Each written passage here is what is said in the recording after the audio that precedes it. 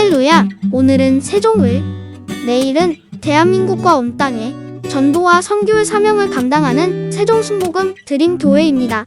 하나님의 사랑과 은혜가 치유와 응답이 있는 성령 충만한 교회입니다. 구독과 중보기도로 드림가족이 되어보세요. 오늘도 주 안에서 참 좋은 날입니다. 이제 디도서 2장 6절부터 오늘 공부하겠습니다. 6절 다 같이 읽겠습니다. 너는 이와 같이 젊은 남자들을 신중하도록 권면하되. 젊고 나이 많은 것이 무슨 차이가 있는 것입니까? 나이를 먹은 사람은 인생 경험이 젊은 사람보다 많습니다. 인생을 살아오는 동안에 성공 실패의 경험이 많기 때문에 경험을 통해서 인생을 더 들여다볼 수 있는 지혜를 얻게 되는 것입니다. 젊은 사람들은 경험이 없기 때문에 인생을 살아가는데 신중하지 못하고 경솔할 때가 많습니다. 그러므로 젊은 사람들은 늙은 사람과 달리 용기가 있고 꿈이 있고 아주 패기가 있으나 그러나 경솔하고 신중하지 못한 점이 있어서 판단을 잘못함으로 크게 실패할 때가 많습니다. 이러므로 젊은이들은 신중하는 것이 필요한데 어떻게 신중할까요? 자기보다 나이 많은 어른들에게 언제나 길을 물어가면서 가는 것이 좋습니다. 저는 젊었을 때 늘 생각하기를 왜 부모님들이 자녀의 결혼에 간섭을 저렇게 많이 하느냐, 자기들이 연애해서 좋으면 좋았지 뭐 잔소리할 건 뭐냐, 그런 생각을 늘 했습니다. 그러나 나이를 들고 보니까 그렇지가 않아요. 결혼을 잘못했다가는 신세 망치는 것인데 어떤 남자와 어떤 여자가 좋은지를 누가 아는 것입니까? 부모님들이 경험을 통해서 잘 아는 것입니다. 그러므로 부모님 말을 잘 참고하는 것이 좋지, 그냥 연애 걸어서 눈이 맞았다고 제각으로 결혼하겠다고 들어가서 나중에는 가슴을 치고 머리털을 뜯고 후회하는 일이 많지 않습니까? 그것이 경솔한 것과 신중한 것의 차이인 것입니다. 사업을 하고 투자를 하더라도 경솔하게 했다가는 크게 낭패할 때가 많은데 신중하게 앞뒤를 지어보고 하면은 실패하지를 않는 것입니다. 이와 같이 젊은이들에게는 사도 바울 선생이 말하기를 신중하도록 권면하라고 말한 것입니다. 무슨 일이든지 성급하게 결정하지 말고 앞뒤를 살펴보고 나이 먹은 사람들에게 지혜를 얻어서 올바른 판단을 하면 인생을 실패하지 않고 살아갈 수가 있는 것입니다. 7절요. 범사에 내 자신이 선한 일의 본을 보이며 교훈에 부패하지 아니함을 합당함과. 우리 사람들은 자기 혼자 잘하지 않습니다. 언제나 롤 모델이 있습니다. 어릴 때는 부모님이 모델인 것입니다. 부모님을 바라보고 자기도 그렇게 살아야 되겠다고 인생을 배우는 것입니다. 그렇기 때문에 제가 50년 목회를 하면서 보니까 부모님이 이혼한 집은 거의 자식들도 이혼을 하더라고요. 아버지가 술주정뱅이인 집에는 안 그러겠다고 하면서 그 자식이 술주정뱅이가 되는 것을 많이 보았고, 도박하는 부모를 가진 사람은 자식들도 도박을 하는 것을 보았었습니다. 왜냐? 보고 듣고 배운 것이 그것이기 때문에 그런 것입니다. 우리가 자녀를 교육하는 것은 책만 주어서 읽게 한다고 교육이 되지 않습니다. 인격적인 교육은 롤 모델입니다. 부모님이 생각하고 말하고 행동하는 것이 자녀들에게는 큰 학교가 되는 것입니다. 그들 인격이 6살이면 바탕이 다 완비되는데 6살까지 누구와 같이 있습니까? 부모와 같이 있습니다. 부모가 자녀들에게 롤 모델이 되어줘야 되는 것입니다. 자녀만 낳았다고 이 세상에 부모가 할 일 다 한 것은 아닌 것입니다.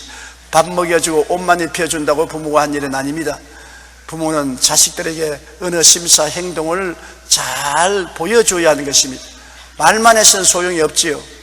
개가 새끼 개들을 보고 앞으로 가, 그냥 전부 옆으로 가니까, 야 이놈들아 앞으로 가라겠지, 누가 옆으로 가라겠노, 호통을 치니까 우리는 어떻게 앞으로 가는지 모르는데 아버지가 한번 보여주십시오. 자, 아버지 앞으로 가니까 옆으로 싹싹싹싹 해가지고, 뭘 아버지도 옆으로 개면서 우리 보고 앞으로 가라 합니까? 부모가 자기는 잘못하면서 자식들 보고 잘하라 하면 소용이 없는 것입니다. 어느 어린아이가 아버지를 따라서 길을 건너가는데 교통위반을 했습니다. 교통순경에 잡혔습니다. 그러니까 교통순경을 옆으로 불러내더니만 돈 10,000원짜리를 내가지고서 손에 쥐어주면서 눈 감아 달라고, 그러면서 나오면서 애 보고 싱긋웃으면서 인생은 이렇게 적당히 사는 거야. 아, 그런가 보다. 이제 어머니하고 시장을 갔는데 시장에 점원이 물건을 계산해 주는데 그만 계산을 잘못해서 돈을 많이 돌려주었어요. 어머니가 얼른 감추었는데 애가 보니까 분명히 계산을 잘못했단 말이에요. 어머니 개 그냥 탁 때리거든. 그러면서 자식과 말이 오늘 내가 재수가 좋아서 돈을 많이 돌려받았으니 좋은 일이야. 그 자식이 보니까 아, 이런 것을 재수가 좋다는 것이구나. 그 다음에 이 아들이 학교에 들어가서 대학에서 공부할 때 컨닝을 했습니다. 그래서 잡혀가지고서 퇴학을 당했습니다.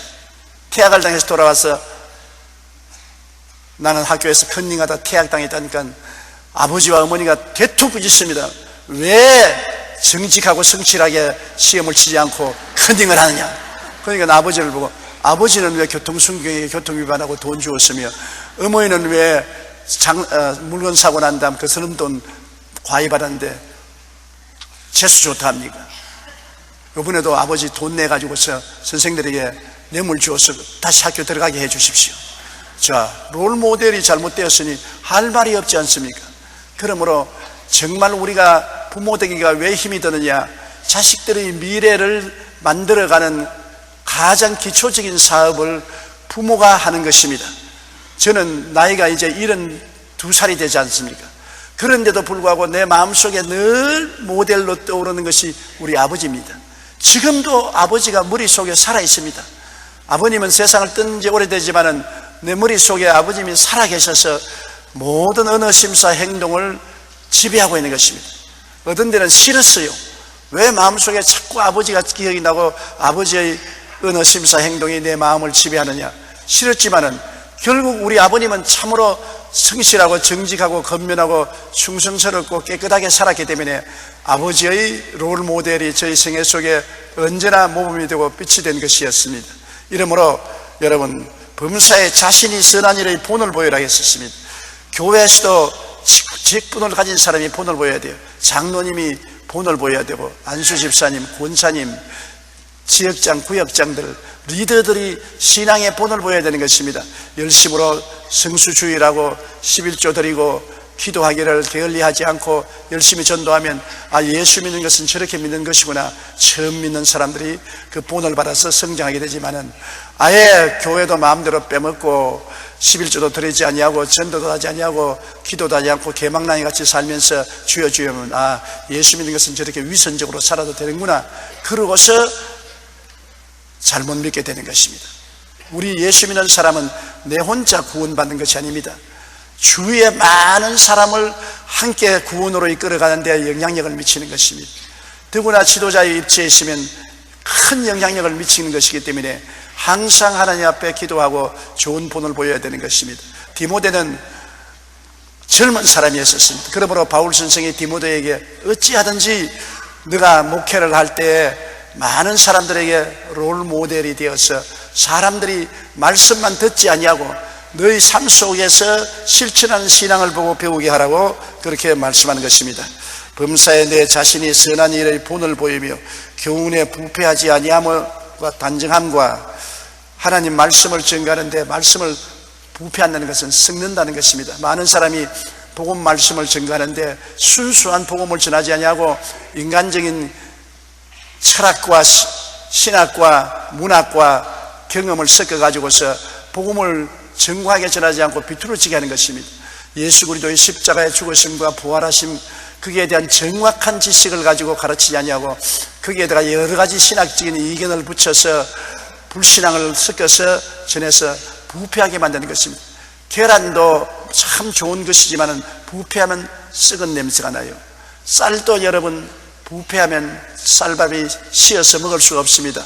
일정시대에 농사를 짓고 나면 일본 정부에서 나와서 공출로서 다 빼앗아가기 때문에 그때는 농사 지으면 몰래 뒷뜰에 땅을 파고 쌀가마니를 파묻었습니다. 그런데 비가 오면은 그 구덩이에 물이 차서 쌀이 물에 젖어서 썩어요. 그래서 햇빛이 난 날은 그 쌀을 끄집어내서 햇볕 밑에 말리면 흰 쌀이 노랗게 됩니다. 그 쌀을 가지고 밥을 해놓으면 얼마나 신지 모르겠어요. 냄새가 나고 씌어서 정말 먹는데 고통스럽습니다. 그런 쌀을 많이 먹어본 적이 있습니다. 여러분, 쌀도 부패하면 씌어서 못 먹고 계란도 부패하면 썩은 냄새가 나는데, 복음 증거도 순수하게 복음을 증거하지 않고 복음의 세상을 섞어서 반죽을 해놓으면 부패한 복음이 되는 것입니다. 부패한 교훈을 전하면 안 되는 것입니다. 성경 말씀은 성령의 가르침을 쫓아서 순수한 그대로 전도해야지. 과학이 발달되었다, 교육이 향상되었다, 이성시대가 왔다 그러므로 성경을 과학적으로, 철학적으로, 현대적으로 해석해야 된다, 그렇게 해서 부패한 교훈을 하는 사람이 많습니다. 다시 말하면 모세가 홍해수를 건널 때 홍해수가 갈라진 것이 아니라 저 위쪽에 가서 물이 발목밖에 채이지 않은 데서 걸어봐놓고 난 다음에 홍해수를 걸렀다 그렇게 말한다고. 그러면 뒤에 따라도 애굽 사람은 발목에 채이는 물에다 빠져 죽었으니 더 큰 기적이 아닙니까? 그런 소리를 하는 것입니다. 오병이어에 대한 이야기도 오병이어를 주님이 기적을 베푼 것이 아니라 하루 종일 배가 고픈 사람들에게 먹을 것을 주려고 하는 게 없는데 어린아이가 보리떡 5개와 물고기 2마리를 내놓으니까 감추었던 음식을 전부 끄집어내어서 그래서 온 사람들이 배불리 먹고 12바구니 남았다. 그런 부패한 소리를 하는 것입니다. 하나님 말씀은 살았고 운동력이 있어 좌우의 날선 검보다 예리하여 혼과 영과 및 관과 골수를 쪼개는 말씀인데, 말씀 그대로 믿어야지 그거를 혼탁하게 해서는 안 되는 것입니다. 오늘날 많은 사람이 신신학을 가지고서 말씀과 교훈을 부패하게 만들고 있는 것입니다. 그러므로 교훈에 부패하지 아니함과 단정함과 생활에 단정한 것은 올바르게 산다는 것입니다. 좌로도 우로도 치우치지 말고 사람으로서 삶에 있어서 단정하게 바른 길로 살아가는 것입니다. 너무 열심히 믿는다고 해서 집안일을 다 안 보고 내팽개치고 돌아다니는 사람 많이 봤어요. 애들도 돌보지 아니하고 밥 먹은 것 그릇도 씻지 않고 쌓아놓고 냄새가 나고 집안 소유도 아니어서 그릇 무더기 같이 해놓고 그 다음에 가방 하나 들고 얼굴이 쓱하면서 이 산으로 저 산으로 이 부흥회로 저 부흥회로 돌아다니면서 할렐루야 할렐루야 할렐루야 하는데, 집안은 완전히 엉망진창입니다. 그러니까 남편도 집에 들어오기를 꺼리고 자식들도 원망불평하고 말이 아닙니다. 그런 것은 너무 신앙적으로 치우친 것입니다. 올바른 신앙은 주부는 주부로서, 남편은 남편으로서 자기 책임과 의무를 다하면서 주님을 경배하는 것이 단정한 신앙이 아닌 것입니까? 의무를 버리고 신앙한다는 것은 단정한 신앙생활이 아닌 것입니다. 우리는 하나님이 우리 인생을 살아가게 할 때 우리가 받다시 지켜야 될 단정한 의무가 있습니다. 그것도 하나님이 주신 것입니다. 소재도 하나님이 주셔서 소지하는 것이고, 가정을 돌보는 것도 하나님이 돌보라고 하셔서 돌보는 것이므로 그것조차가 하나님의 사업인 것입니다. 내가 집안에서 소재 잘하고 빨래 잘하고 집안을 단정하게 하고 하나님을 경외하는 것, 그 자체가 하나님을 섬기는 것입니다. 남편은 직장에 가서 열심히 일하고 돈 벌어서 처자를 잘 돌보고 먹여 살리는 것이 하나님의 사업인 것입니다. 인생에 하나님의 나라와 그 일을 먼저 구하고 사는 모든 삶은 먹고 입고 자고 살고 사업하고 직장에 나가는 그 전체가 다 하나님 사업인 것입니다. 하나님 사업이라고 해서 교회 와서 엎드려서 예배나 드리고 찬송만 하고 설교만 듣는 것이 하나님 사업이 아닙니다. 하나님 사업이란 내가 하나님을 섬기고 예수님을 중심으로 모셨으면 우리 집안일도 하나님의 영광을 위해서, 직장에도 하나님의 영광을 위해서, 사업도 하나님의 영광을 위해서, 나의 삶이 모두 다 하나님의 영광을 위해서 하기 때문에 삶 전체가 하나님의 사업이 되고 하나님을 예배하는 것이 되는 것입니다. 그러므로 하나님의 사업과 내 개인 생활을 분리하면 안 되는 것입니다. 내 개인 생활이 하나님의 영광을 위해서 하게 되면 모두 다 하나님의 사업이 되는 것입니다. 밥 먹고 집안 청소하고 직장에 나가고 일하는 것이 하나님 사업과 동떨어져 있으면 안 되는 것입니다. 교회에 나오는 것만이 하나님의 사업이 아닙니다. 일상생활에 주님을 중심으로 섬기면서 살면 모든 것이 하나님의 사업인 줄 알아야 되는 것입니다. 그래야 단정한 삶을 사는 것입니다. 교회에 올 때는 단정하고 교회 밖에 나가면 아무렇게나 흐트러진 삶을 산다는 것은 신앙생활이 아닌 것입니다.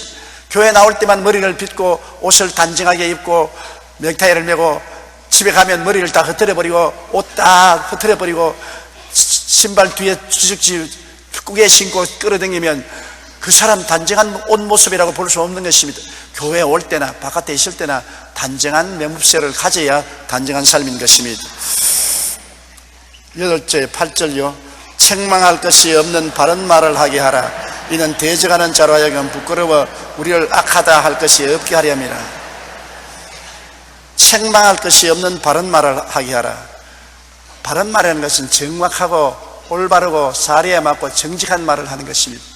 내가 양심에 끄리낌 없는 바른 말을 하는 때 방대할 수 있는 것입니다. 너무 편들어 가지고서 자기 양심에 끄리끼는 말을 하고 알지도 못하는 말을 지불거리고 남의 흉이나 보고 이렇게 하면 사람들에게 손가락질 당하지 않겠습니까? 말이 여러분 얼마나 중요한지 압니까? 사람들은 말을 그렇게 중요한지 모르는데 여러분의 운명은 말이 인도하는 것입니다.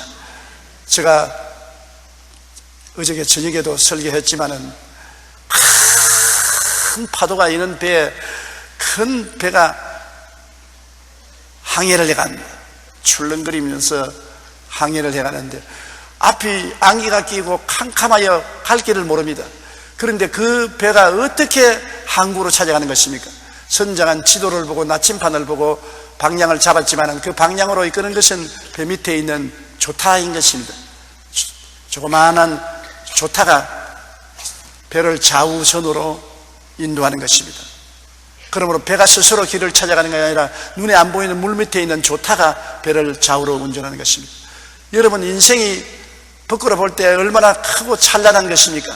그러나 인생을 전후 좌우로 인도하는 것은 눈에 안 보이는 숨어있는 혀가 지도한다고 말하는 것입니다.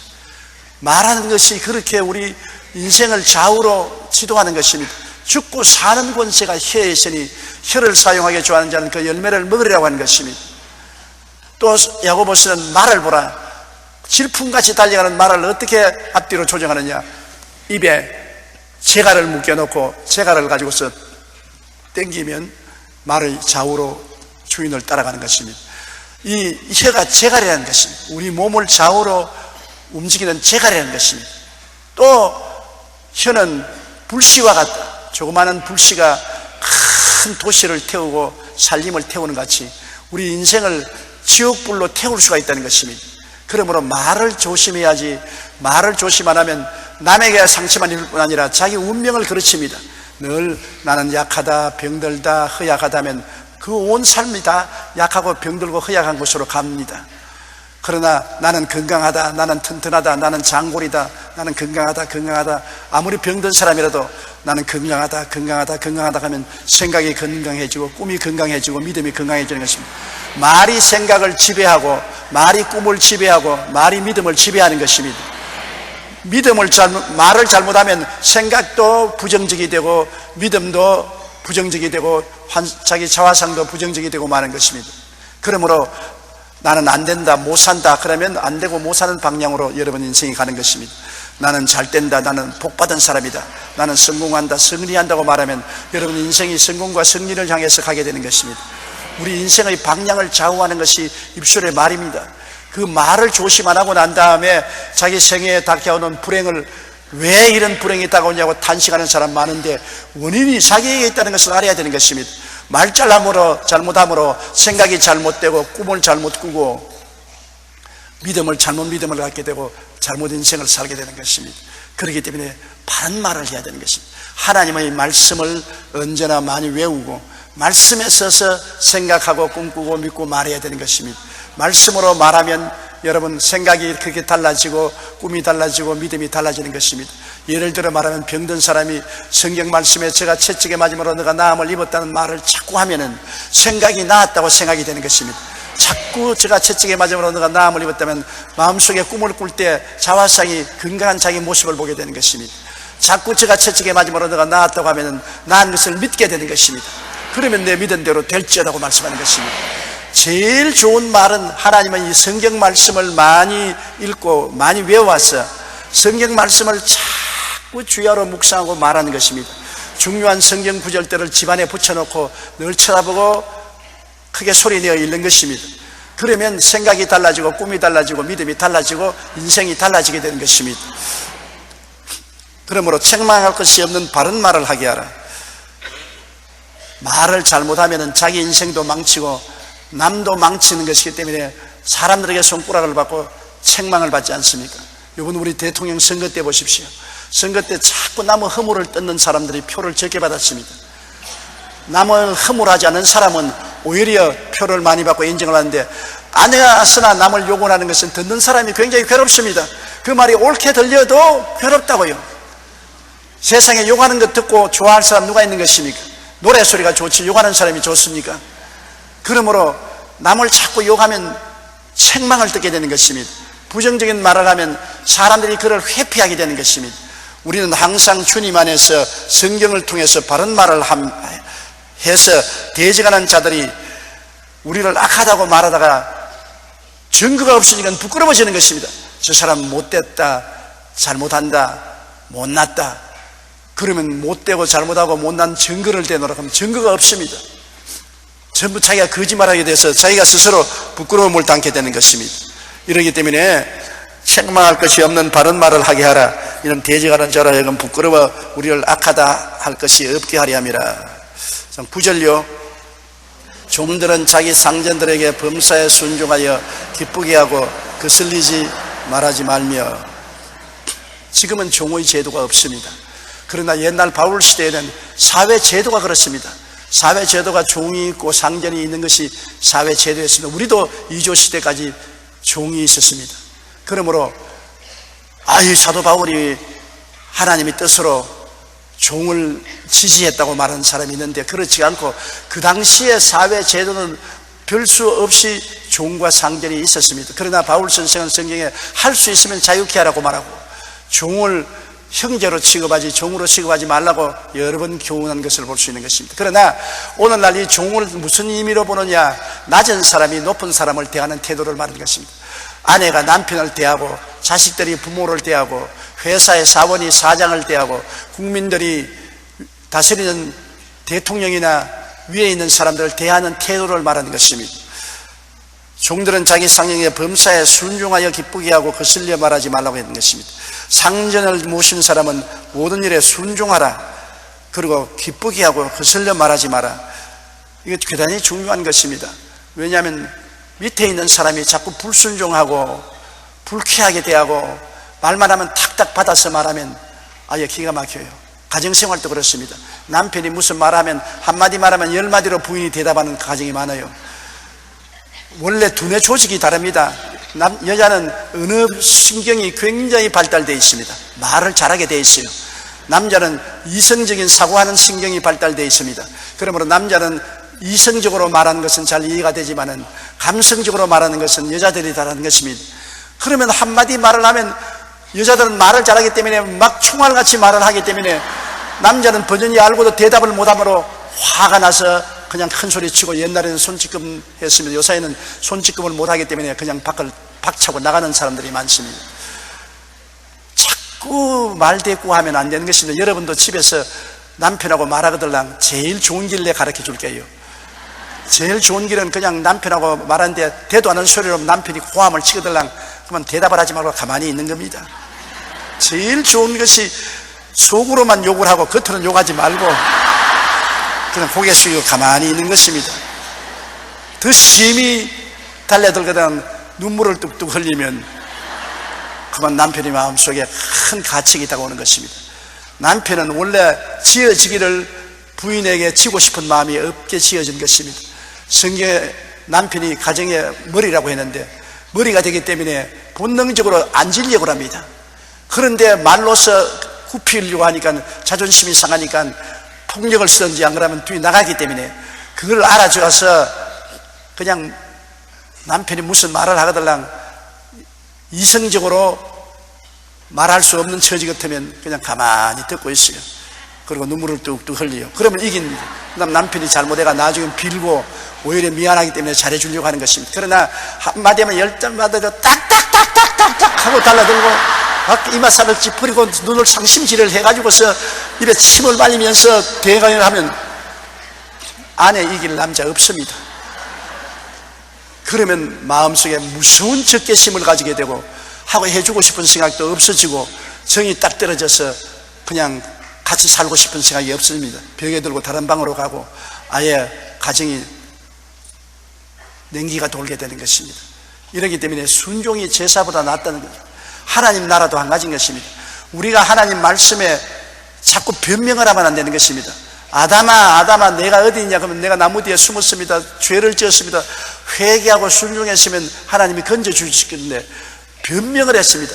변명하지 말고 순종하는 것이 제일 좋습니다. 어느 큰 부잣집이 종들을 해방시켜 주기로 주인이 작정을 하고 종들을 다 불러서 말했습니다. 내일 정월 좌우는 너희들 자유와 해방을 주겠다. 와, 박수를 쳤습니다. 마지막 날을 위해서 일을 해다오. 광야에 있는 짚을 가지고서 가늘게 곱게 새끼를 구워다오. 그것이 너희들이 나를 위해서 마지막 해줄 일이다. 그래 종들이 밤에 잠자리에 들어가기 전에 새끼를 꾸면서 말이 여태까지 부려먹고 이제 우리 나가는 판에 무슨 새끼를 꼬라하노. 대개 종들이 다 덤승 가늘게 꼬락하는데 팔뚝만한 크기로 덤승 새끼를 꼬았어요. 근데 종 한 사람은 이 짚을 다 정리해가지고 가늘게 정성스럽게 합니다. 그러니까 다른 종들이 웃으면서 저 병신 같은 놈 이제 마지막 날 저녁을 보내면서 뭘 충성한다고 저렇게 새끼를 정성스럽게 꼬느냐. 그래도 끝까지 그런 성실하게 새끼를 꼬아서 아침에 온 새끼를 다 가지고 마당에 서라 줄을 서니까 인간 주인이 방으로 들어가더니 문을 탁 여는데 엽전이 사였거든. 너 꼰 새끼에 낄만한 양의 엽전을 다 꿰가라.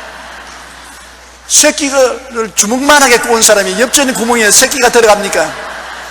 아무도 새끼의 엽전을 못 꿰는데 이 가늘게 꼰 종은 있는 엽전을 다 꿰가지고서 한 짐 짊어지고 나갔었습니다. 순종이 결국 좋은 것을 가져오는 것입니다. 그러므로 끝까지 순종하고 성실해야 되는 것입니다. 내일 집을 떠날지라도 오늘 내가 할 일은 다 하고 나가야지.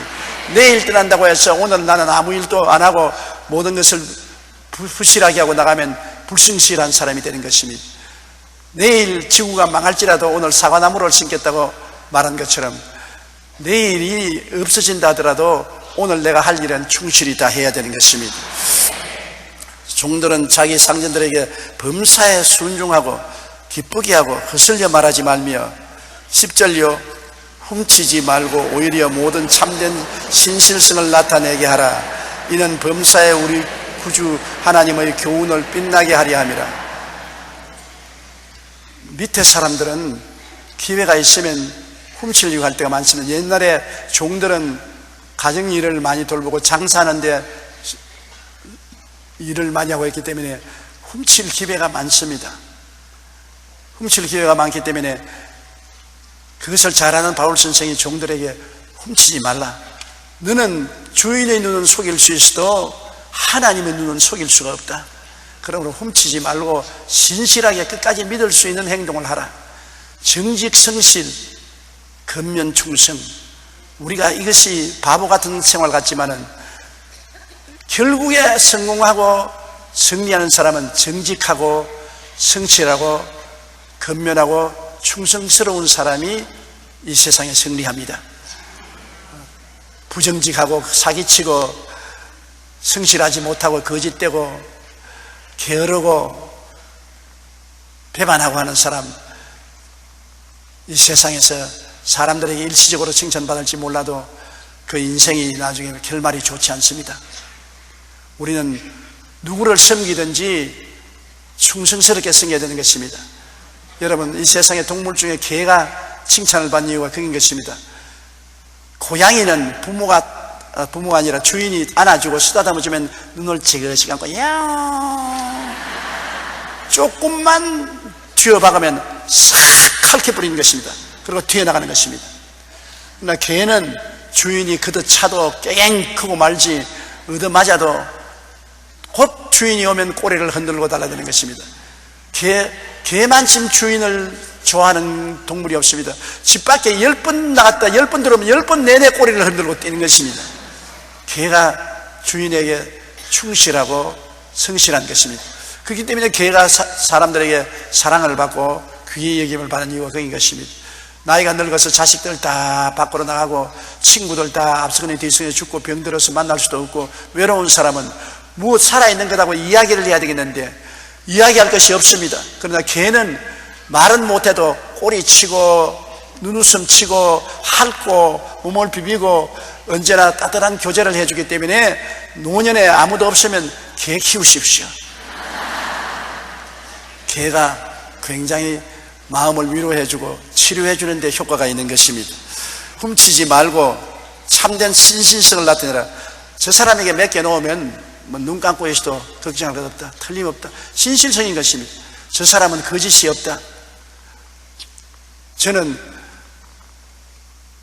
신학교 시절에 우리 교장 선생님하고 미국 하나님의 성회 임원들에게 굉장히 신실하다고 칭찬을 받았어요. 그 위에 목회하는데 국내외적으로 도움을 많이 받았습니다. 왜냐하면 그때는 구제물자가 굉장히 많이 들어왔어요. 하나님의 성회 미국 선교부는 구제물 단체 중에 하나이기 때문에 우리 신학교 창고에 치즈, 바다, 옷, 뭐 가재도분 같은 미국이 원주하는 물자가 산더미처럼 들어와 있었어요. 굉장히 많이 들어와 있어요. 그런데 그 창고 열쇠를 내게 맡겼어요. 왜 내게 맡겼냐니까 전에 창고 열쇠를 내긴 사람이 자꾸 훔쳐가기 때문에 도저히 안 되어서 내가 보니까 너는 주님을 잘 믿고 신실한 사람 같으니까 창고를 맡으라고. 그 열쇠를 맡으니까 그날 저녁에 학교 기숙사에 사감으로부터 새 학생들이 축하 파티를 하자 그래요. 왜 축하 파티니까 창고 열쇠 맡았다고. 이제 너는 돈덩어리 위에 혼자 앉았다. 너 혼자만 먹지 말고 우리와 같이 나눠 먹자. 그래서 이건 내 재산이 아니지 않느냐. 이거는 미국 하나님의 성회의 재산이고 구제하기 위해서 준 재산을 어떻게 내가 손이니까 그런 바보짓 하지 말고 조금씩 끄집어내어도 모른다. 그래서 제일 먼저 우리 기숙사의 사감이 자꾸 나보고 눈을 깜짝깜짝 하면서 평소에 안 하는 대로 데려가서 중국집에 가서 짜장면도 사주면서 그 창고문 열어서 치즈 몇 박스만 내놓으라고, 옷 몇 덩어리만 내놓으라고. 나는 못합니다. 야, 이 병신 같은 놈아, 어떻게 그렇게 네가 충직한다고 네가 뭐 대통령이 될 것이냐 부자가 될 것이냐 구박해도 내가 말 안 했어. 그걸 안 열었습니다. 그러니까 또 경찰서에서 와가지고서 내게 요구를 합니다. 물자 좀 내놓으라고. 아주 수레까지 끌고 와서 그럽니다. 나는 못합니다. 그러니까 경찰서에서 나를 체포했습니다. 여러 가지 이유를 붙여서 체포해서 감옥에 들어갔어요. 감옥에 들어가서 앉아있으니까 기가 막히더라고요. 그러면서 경찰관이 내게 와서 한마디 말만 들어주면 안 들어올 것인데 왜 그렇게 야단이야 말이야. 창고 열쇠 좀 맡겨라. 난 죽어도 못합니다. 그러니까 오랫동안 경찰에서 유치시킬 수 없으니까 그 사람 내주었어요. 얼마나 좌우에서 압박이 들어오고 창고 문을 열어서 조금만, 많이도 말고 조금만 줘도 괜찮은데 뭘 그러냐고. 그래도 제가 안 했습니다. 그 결과에 나중에 세월이 흘러가서 제가 학교를 졸업하고 나오고 열쇠를 돌려주었는데 소문이 쫙 났습니다. 미국 하나님의 성회 본부에서 뭐라 하면 조용기에게 맡기면 무엇이든지 안심할 수 있다.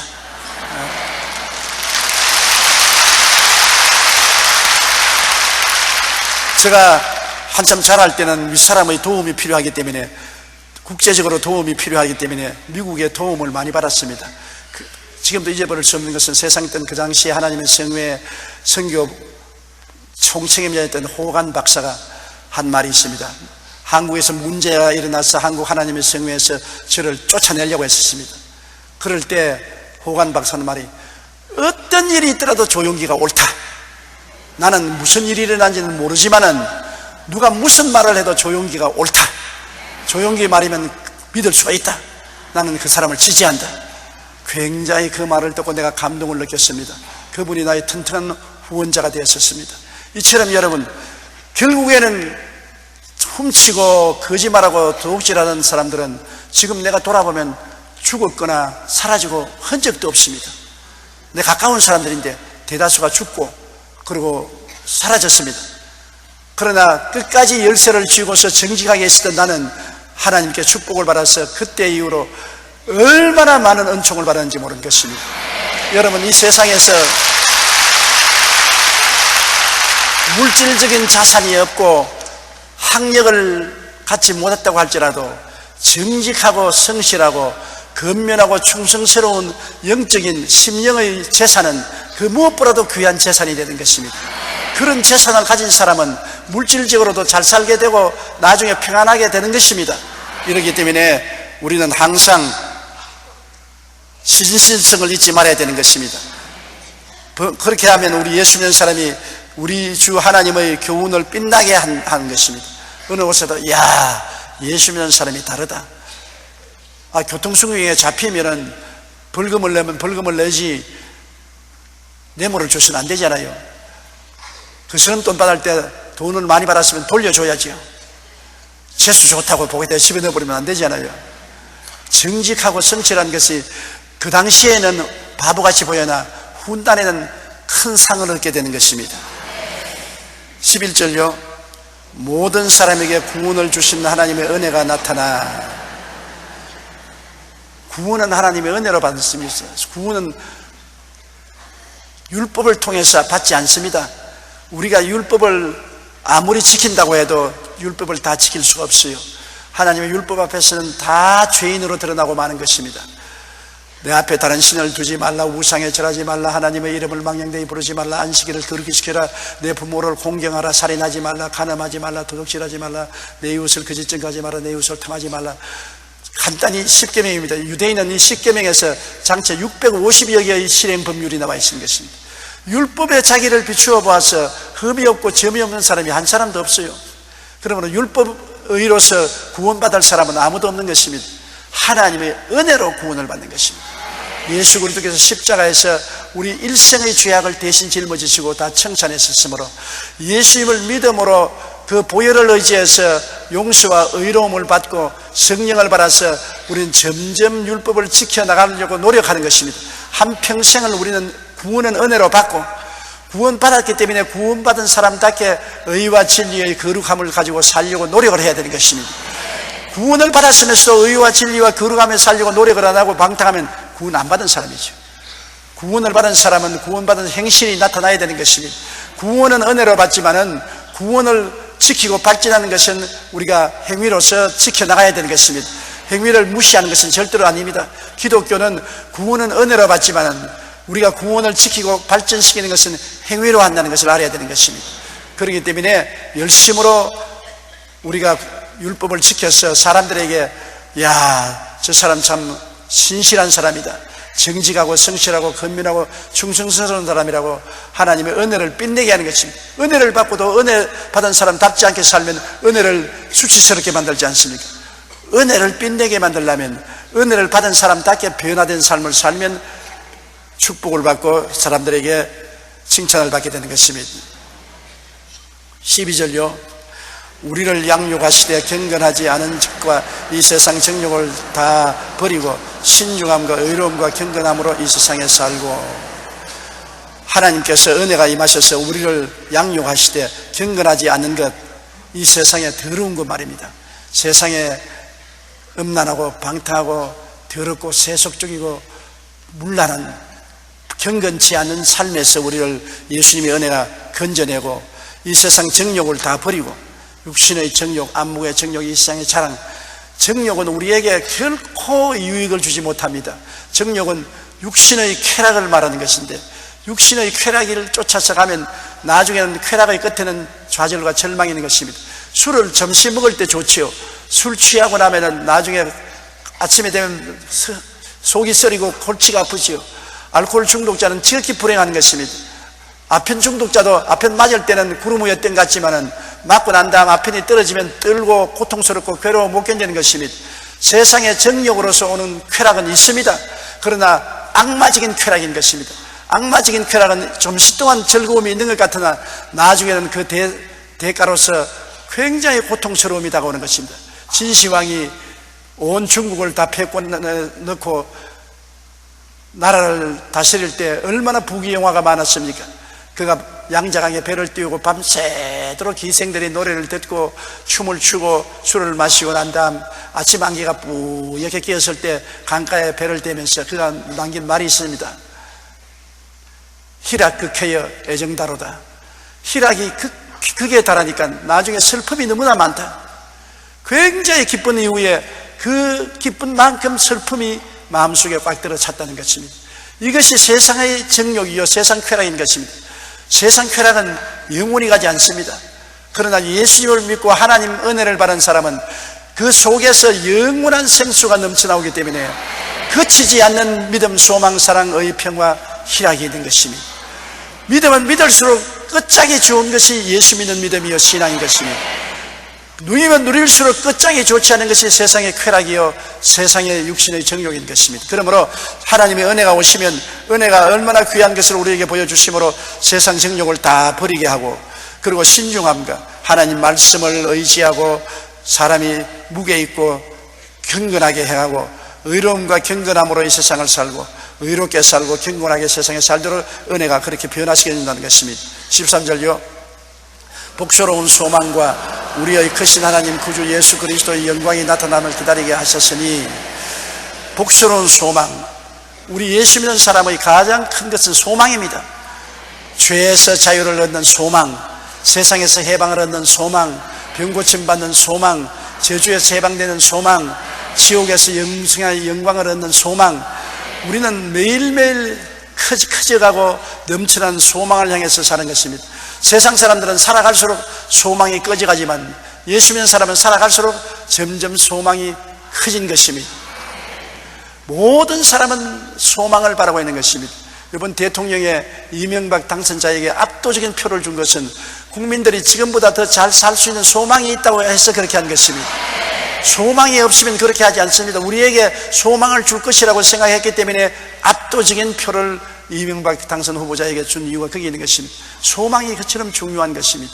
사람은 기절했을 때 물을 퍼부으면 깨어나는 것입니다. 절망한 사람에게 소망을 부어주면 절망에서 살아남을 수가 있는 것입니다. 소망이 없으니까 절망하지요. 그리고 자살하지요. 소망이 있으면 절대로 절망하기나 자살하지 않는 것입니다. 예수 그리스도 안에서 얻는 소망 이외에는 더 큰 소망이 없는 것입니다. 그러므로 우리는 그리스도 안에서 복스러운 소망을 가지고 있으며, 크신 하나님 구주 예수 그리스도, 예수님은 아버지 하나님, 아들 하나님, 성령 하나님, 삼위일체 하나님인 것입니다. 그러므로 예수 그리스도는 하나님 아들뿐 아니라 예수님 자신이 하나님이신 것입니다.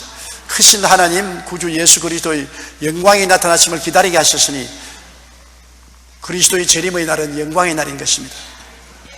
그리스도가 만왕의 왕 만주의 주로 재림하시고 예수 믿는 우리들은 다 그리스도의 형상으로 변화되어 추한 몸이 영광스러운 몸으로, 육의 몸이 신령한 몸으로, 죽을 몸이 영생할 몸으로 살아나서 공중에서 주를 맞이하고 주와 함께 영원히 있게 되는 것입니다. 우리가 인간으로 생각하면 꿈같은 소리 아닌 것입니까? 정말 그런 일이 있을까? 그렇게 육신은 자꾸 의심을 가져오지만은 우리 영혼은 맞았어. 그런 일이 있어. 우리 영혼은 주님을 알기 때문에 믿습니다. 그러나 육신은 자꾸 의심을 던지는 것입니다. 왜? 육신은 영적인 세계를 알지 못합니다. 눈으로 보고 귀로 듣고 코로 냄새 맡고 맛보고 손으로 만지는 감각적인 세계는 현실에 있는 것만 믿지 현실에 없는 것은 믿지 않습니다. 그러나 우리 마음은 현실에 없는 것도 성령의 감동으로 믿는 것입니다. 우리가 심령으로 예수 그리스도의 재림을 믿습니다. 영광이 임하고 우리가 영광스럽게 변화될 것을 심령으로 믿고 있는 것입니다. 14절요. 그가 우리를 대신하여 자신을 주시면 모든 불법에서 우리를 속량하시고 우리를 깨끗하게 하사 선한 일을 열심히 하는 자기 백성이 되게 하려니라. 우리를 대신해서 자신을 주셨다. 여러분, 참 귀한 말입니다. 오늘날 민주주의는 대의정치입니다. 우리를 대신하여 국회의원을 뽑은 것은 그 지역을 대신하라고, 우리를 대신하여 대통령을 뽑는 것은 우리를 대신해서 일을 잘해달라는 것입니다. 그렇기 때문에 대통령이 교만하거나 독선을 하면 절대로 안 됩니다. 대통령 교만할 것 없어요. 국민의 종인 것입니다. 국민이 우리 대신 나라를 이끌어달라고 권한을 맡긴 것이지 자기가 잘나서 태생으로 권한을 가진 것은 아닌 것입니다. 그러므로 교만하지 말아야 돼요. 대통령은 국민 앞에 항상 머리를 숙이고 국민을 두려워해야 되는 것입니다. 국민을 상전으로 모시고 국민 앞에 머리를 숙여야지, 국민 앞에 군림을 해서 권력을 행사하면 안 되는 것이고, 또 독선을 행하지 말아야 되는 것이고, 자기가 마음대로 행하는 것. 국민이 권리를 대신해 주기 때문에 국민의 대다수의 뜻이 뭔지 살펴보고 국민이 원하는 일을 해야 되지, 국민의 뜻 또한 살펴보고 자기가 대통령 되었다고 자기가 기간 동안에 마음대로 한다고 국정을 마음대로 요리를 하면은 국민의 분노를 사게 되는 것입니다.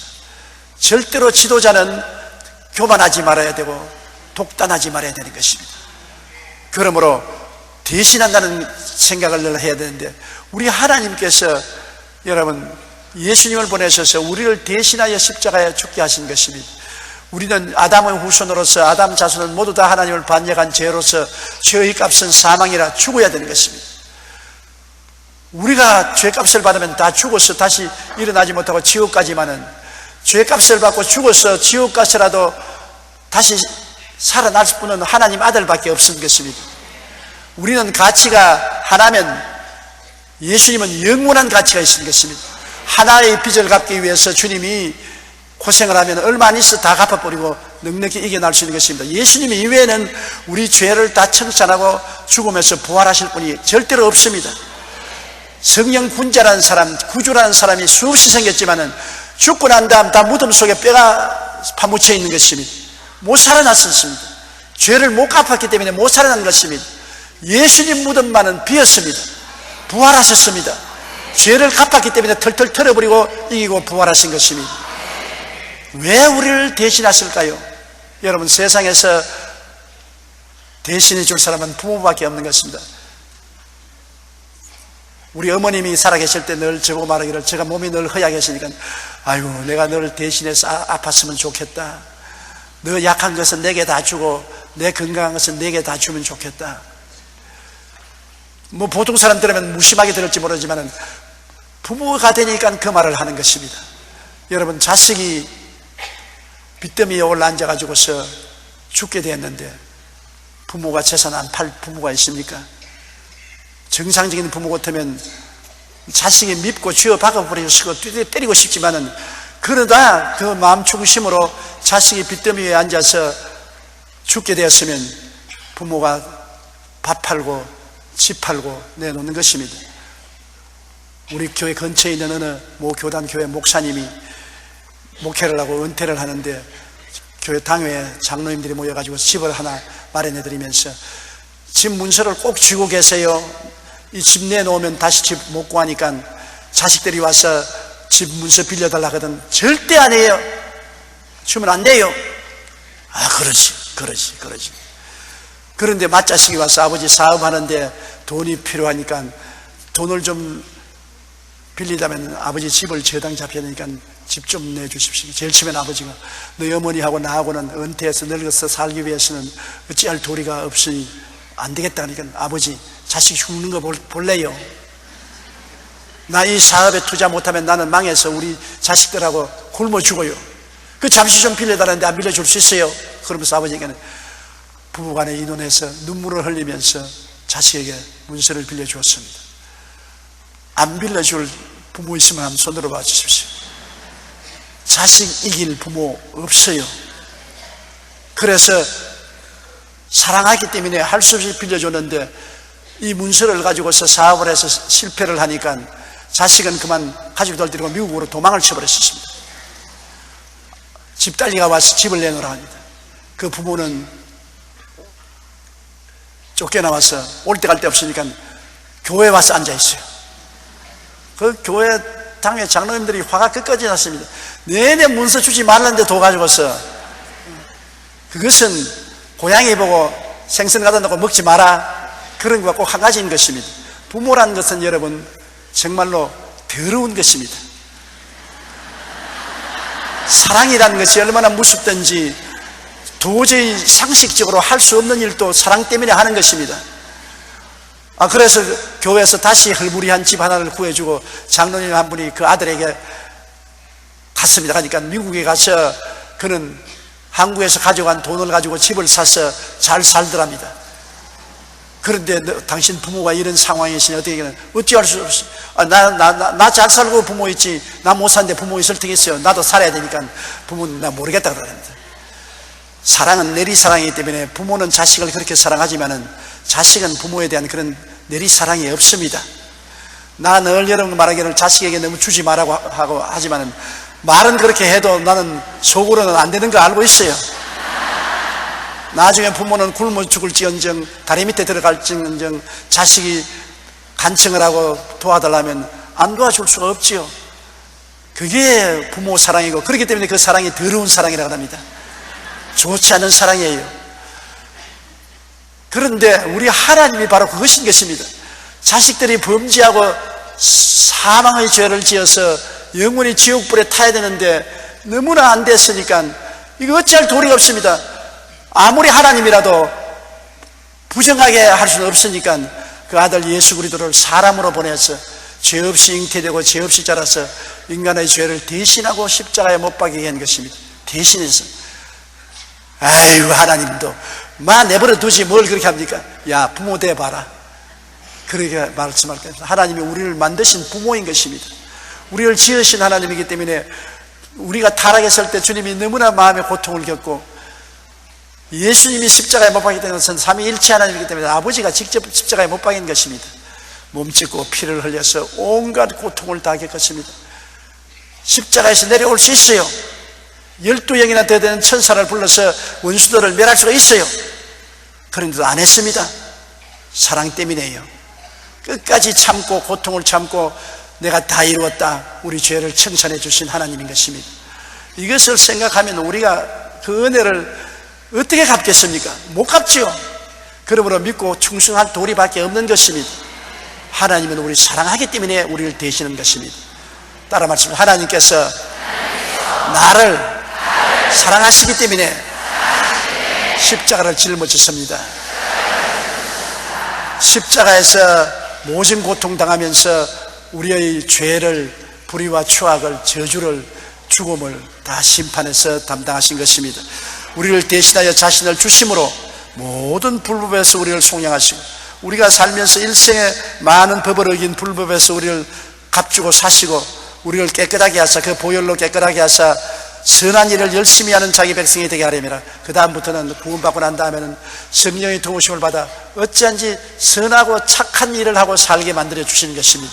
하나님께서는 보혈로 우리를 구원하셔서 불법에서 건져주시고, 또 우리를 깨끗하게 해주시고, 그 다음에는 성령을 보내셔서 열심으로 하나님을 섬기고 이웃을 내 몸같이 섬기는 삶을 사는 하나님 백성으로 만들려고 노력하시고 계신 것입니다.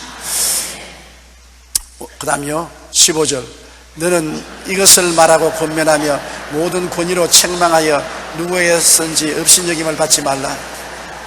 이와 같이 바울이 권면한 이 말씀을 가지고서 권면하고 모든 권위로 책망하며, 하나님이 주의 종에게는 주의 종으로서의 권위를 주셨습니다. 카리스마를 주셨는 것입니다. 권위가 자기에게서 온 것이 아니라 하나님께로 온 것입니다. 목사는 목사로서의 하나님이 피워준 권위가 있고, 전도사는 전도사로서의 권위가 있고, 장로, 권사, 안수집사, 지역장, 구역장들은 그 이름 레벨대로 그만한 권위를 주셨습니다. 권위가 없으면 일을 못하지 않아요. 그 권위를 주는 그 권위를 가지고 잘못한 사람은 꾸짖고 책망해서 업신여김을 받지 않아서, 디모데는 나이가 젊었습니다. 젊은 사람이 뭘 우리를 인도하겠노? 뭐 젊은 사람이 무슨 교훈을 하느냐? 그런 업신여김을 받지 말고 하나님의 권세로 당당하게 하나님 사업을 하라고 말씀하시는 것입니다. 우리 새해에는 새로운 마음을 가지고 주님이 십자가에서 우리를 사랑해서 우리를 대신 죽었다는 것을 기억하고 잊지 말아야 되는 것입니다. 날 대신하여 십자가에 중환고초 당하사 대신 죽은 주 예수의 그 사랑하신 은혜를 잊지 말고, 나를 불법과 더러움에서 구원하시고 씻으신 주님을 섬기기 위해서 선한 일을 하는 우리가 되어야 되겠습니다. 선한 일이란 무엇입니까? 주님을 믿고 순종하는 것이 선한 일인 것입니다. 주님을 믿고 순종하는 선한 삶을 살게 되시기를 주님 이름으로 축원합니다.